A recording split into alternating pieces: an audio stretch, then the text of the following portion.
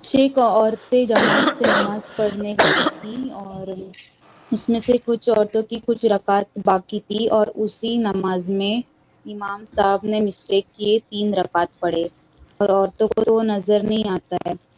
پھر سلام پھیرتے ہی جن کی رکعت باقی تھی وہ اپنی رکعت پوری کرنے کے لیے کھڑے ہو گئے. تب تک امام صاحب نے اناؤنس کیے کہ اب بچی ہوئی رکعت پڑھ کے ہم سجدے سہو کریں گے.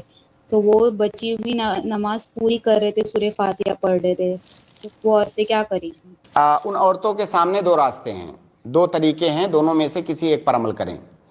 پہلا راستہ یہ ہے کہ وہ جب امام نے اعلان کیا کہ اب ہماری جو بچی ہوئی رکعت ہے اس کو ہم پڑھیں گے پھر سجدہ سہو کریں گے، تو وہ امام کے ساتھ شامل ہو جائیں.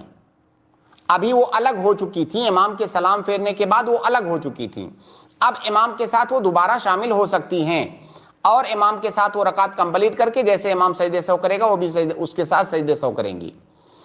دوسرا طریقہ یہ ہے کہ جب وہ سلام پھیرنے کے بعد امام سے الگ ہو چکی ہیں اب دوبارہ امام سے نہ جڑیں اور اپنی اپنی نماز وہ اپنے جو رکعتیں ان کی بچی ہوئی ہیں باقی ہیں انہیں کمپلیٹ کر لیں.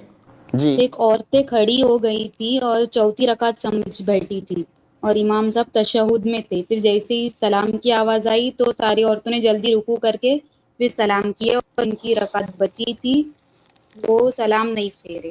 اب میں نے بتایا نا کہ جب امام صاحب نے اعلان کیا تو پھر وہ امام کے ساتھ شامل ہو جائیں.